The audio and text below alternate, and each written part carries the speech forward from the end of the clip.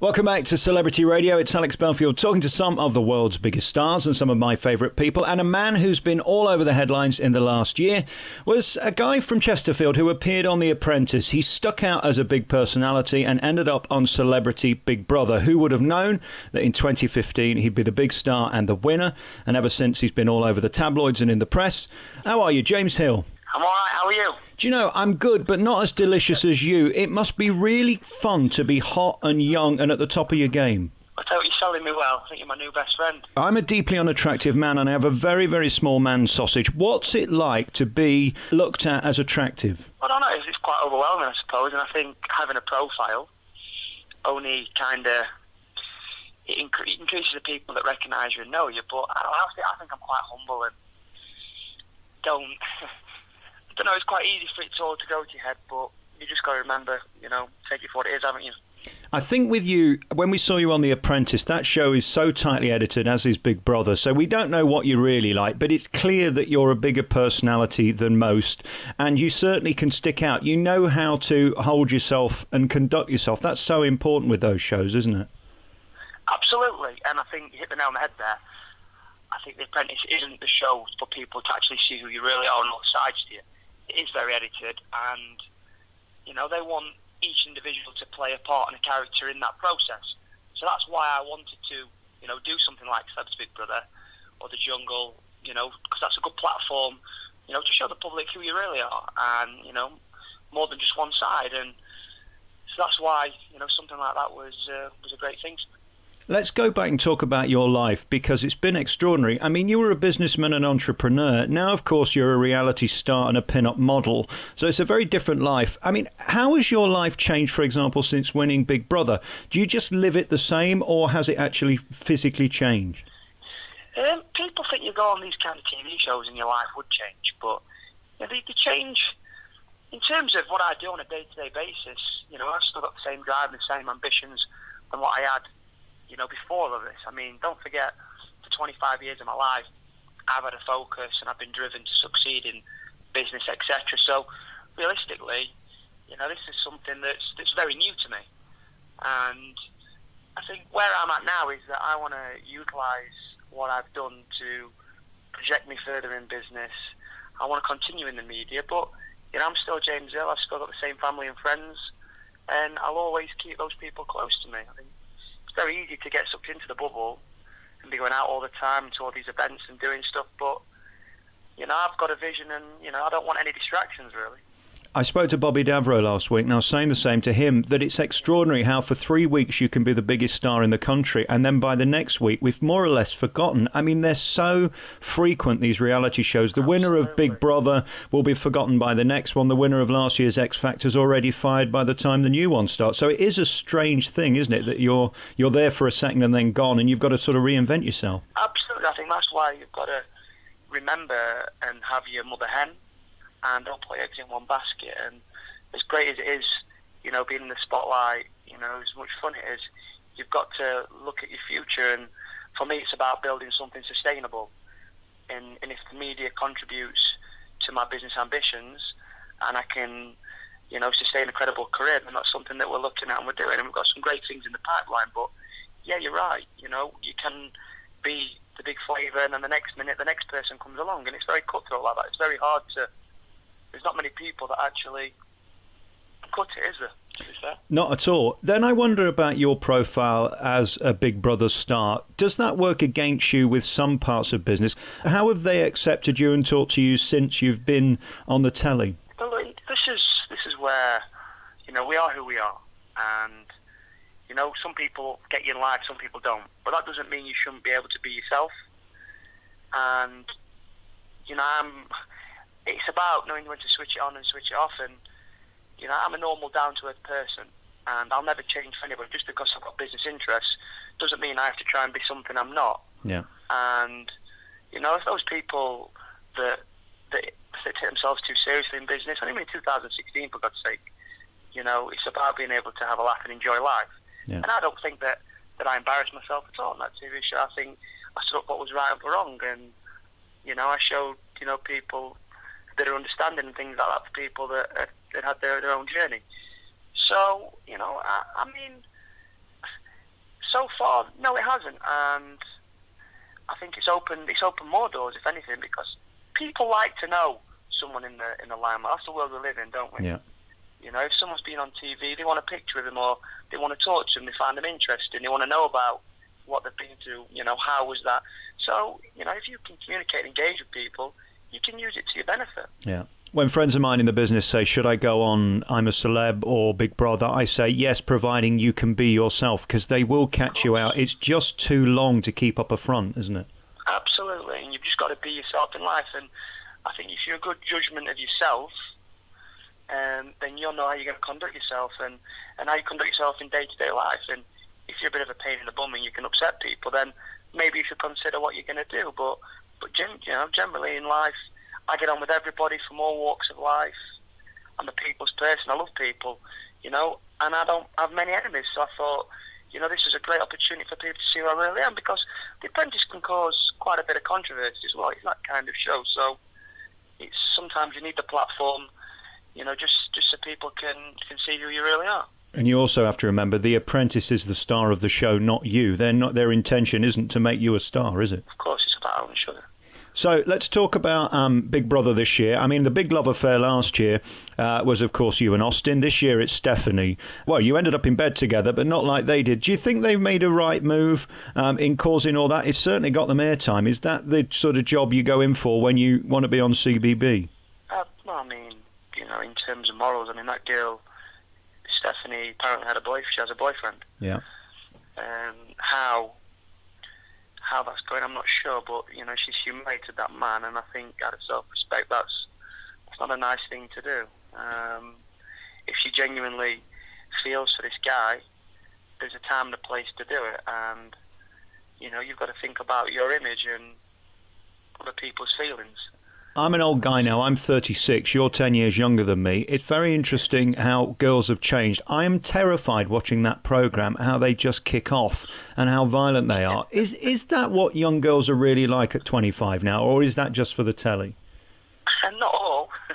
I think Celebrity Big Brother are good at picking the ones that are going to kick up a storm. They've been doing it a long time, and they've not created a TV show, haven't they? End of the day, come on, it's reality TV. That's what it's about. No, but James, the way she kicked off and that sort of mental illness stuff where they start kicking and screaming like a 3-year-old, it is concerning. There's lots of people like that in life, but there's lots of nice people as well. And, you know, unfortunately, you know, the nice people that probably aren't going to do that kind of thing aren't going to be as interesting to watch, are they? We're talking about Megan, aren't we? Yeah, she's a bit of a hothead, isn't she, bless her? But I quite like feisty women, though. Could you be tempted? Which one would you go for, Megan or Stephanie? Megan, I think, I probably wouldn't go for either of them, but I think Megan's more my type than Stephanie. I think what Stephanie's done to her boyfriends, I think that's pretty ruthless, that. I do feel for him. I don't know the guy, but it's... I admire him. I mean, he's kept his decorum and he's kept his mouth shut. Many wouldn't. I admire him for that. Well, you would, wouldn't you? You know, why would you get involved? You just sometimes want to be the bigger person and get on with it, haven't you? Have you been surprised? The one thing that amazes me as an ugly guy who's on the radio is how you get attention that you wouldn't get if you weren't on the radio or TV. Is it astonishing, the reaction you get? I see that just last weekend you were in a nightclub. I mean, that must just be a meat fest. You can have the pick of the crop. You know, being on TV and being in the public eye, you know, it does attract attention. But I'm not someone that thrives off of that. You know, it doesn't worry me. You know, end of the day, it's the public that voted for me. You know, I wouldn't have won it without them. So it's nice to be able to give something back and have a photo taken or just in a conversation. Yeah, but I think the difference between you and I is, you see, you're a good-looking lad that's always been popular and probably always be able to get the girls. I'm not that guy, and that's the difference, you see. You've probably had popularity your entire life. Is that true?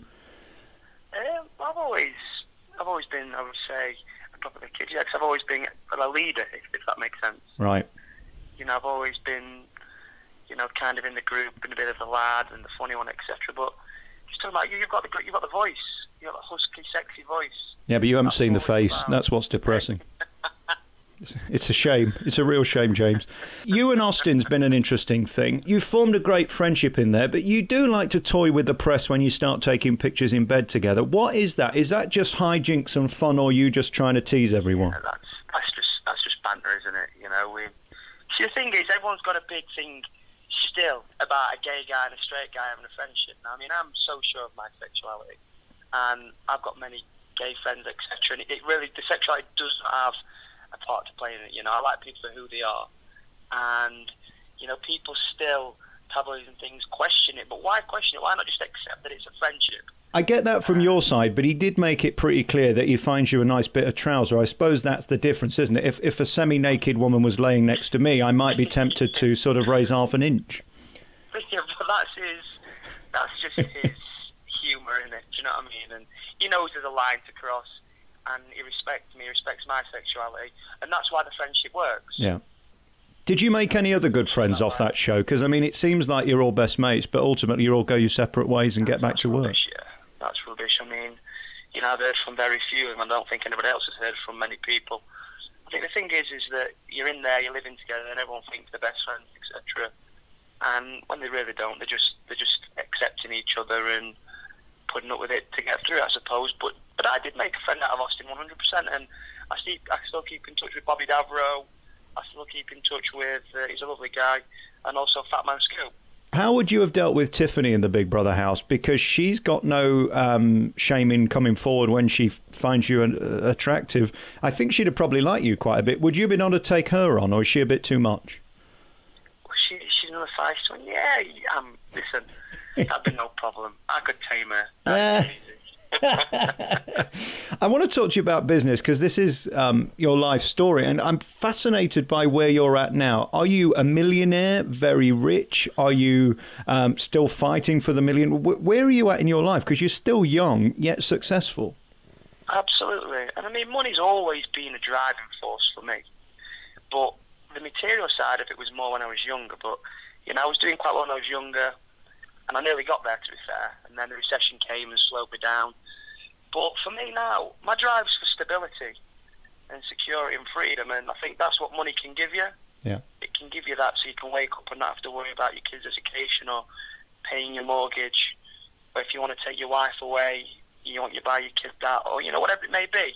That stability is what is my driving force now.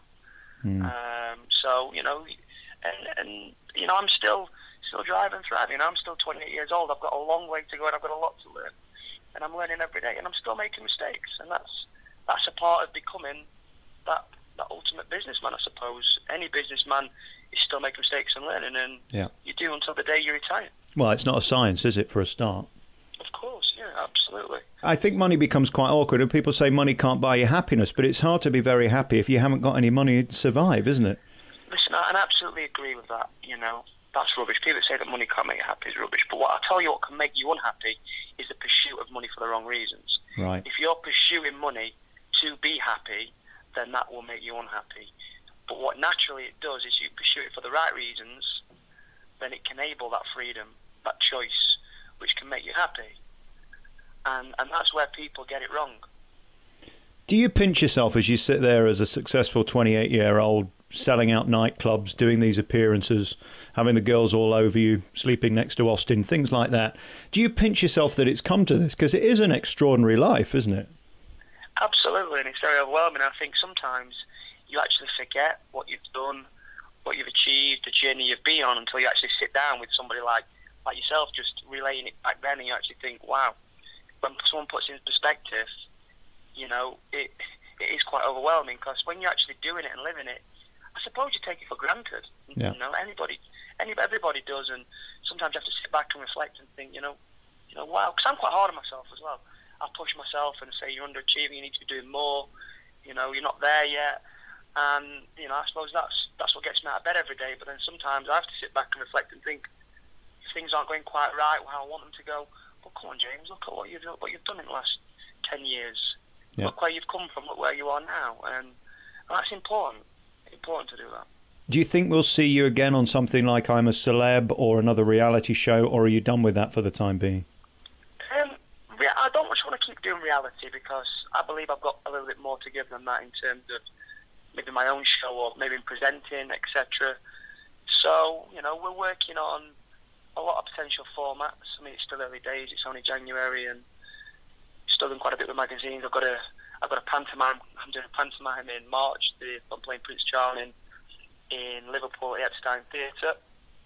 and I've got a shoot tomorrow for a couple of the glossy magazines.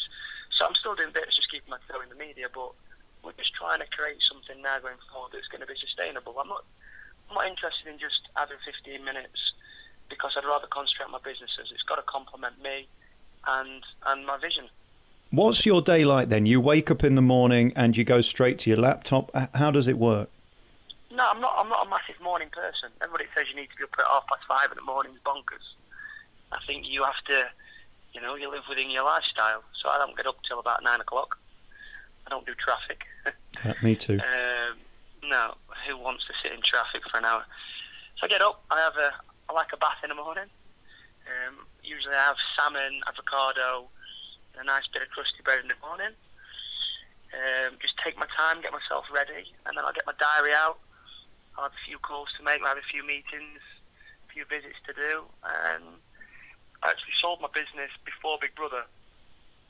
So I am just now re-strategizing, replanning, and I'm just looking at buying some trading assets at the minute in the sector that I'm going into. So I'm just planning and preparing at the minute for the next stage.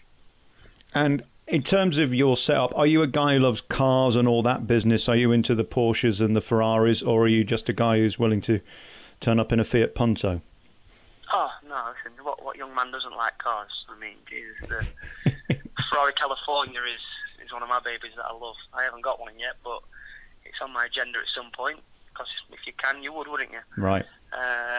But, yeah, I love cars. I'd love a boat one day. That's one of my dreams, to have a nice, cruiser. I can just go and plod around with my family and my wife and just spend 6 months out at sea, just, visiting different ports and things like that. These are kind of dreams that you have to have in life, aren't they? You mentioned the word wife several times in the interview. Is that something you're looking for right now? What's your plan with that? Because you guys have a strategy, don't you? Yeah, I'd love to meet a girl. I mean, I had a 5-year relationship that was a bit rocky, and I've been single now for about 18 months, and it's something that I'd love to meet a girl. I mean, I'm 28. I want to be a young dad. I mean, I've got a young father and a young mum, and it's the best thing that I ever had. So I want to be able to, have kids in the next 4 or 5 years. So yeah, I'd like to meet somebody.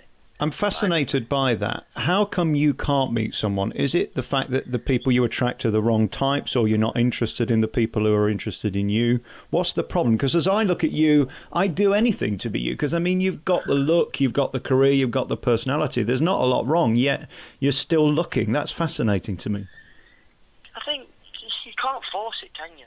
And, I'm not, I've been on dates, met various women, but they just don't fill me up, I suppose. They're just not someone that I want to spend time. Maybe I'm not ready yet. I don't know in my own mind, but I would love to meet someone that I can relate to, that I can have a laugh with, someone understands, and we can, go on that journey together. Yeah, I'm not getting any younger, and 30's fast approaching. So. Why don't I call Megan for you? One of those temper tantrums, I think they go down very well. You'd love that. No, I don't think I could put up with that. I want someone easygoing that I can have a laugh with. I've done my tiptoes all the time, wouldn't I? The other thing is, though, I mean, you've got such a great life right now, and I see, when we look at your Twitter and things like that, you're out living the Playboy lifestyle, and it really is, it's hedonistic and fun. Are you ready to give that up yet? Because it sounds great, sort of having the slippers under the table and the 2 kids in the bedroom, but at the same time, you can't be out clubbing every night, meeting wonderful people who are probably even hotter than you are. Yeah, I'm not actually. I don't go out that much, to be fair.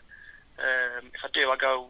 Clubbing is not my kind of thing, but more like some nice restaurants and cocktail bars and stuff. It's a bit more. You can talk to people a bit more, etc. But yeah, I'll give it up definitely for the right girl. I'd give it all. Of course, I would. And in terms of fitness, how long is your day spent in the gym trying to look like you do? Well, to be fair, I take it serious, but I'm not religious about it, because it can take over your life. I was going through a stage where, I was watching everything that I ate, and if I ate something that weren't right, I get depressed about it. It can really take over you, that, you get insecure in yourself, do you know what I mean? So, now I've just thought, I train hard, I train 5 days a week, about an hour and a half a day, and I eat healthy, but if I want a chocolate bar at some point, I'll have one and sod it. Do you know what I mean? It's not something that I let take over my life anymore. How do you view your life? When you walk in a room, do you see yourself as the hottest guy in there, or do you see yourself as intimidated? Because I'm interested by confident people. You're not all as cocky as you appear to be. No, I don't think that's true. I think I hold my head high, and I'm proud of who I am, and everybody should be. And if I walk in a room with lots of people, I think some people naturally have a presence. You know, you can't put that presence on because you sniff it out like a rat. Right. Someone putting a bravado on. You know, just people naturally do have a presence, but you know, I think I like to think I'm a very open person, and I think one of my skills in life is making other people feel comfortable.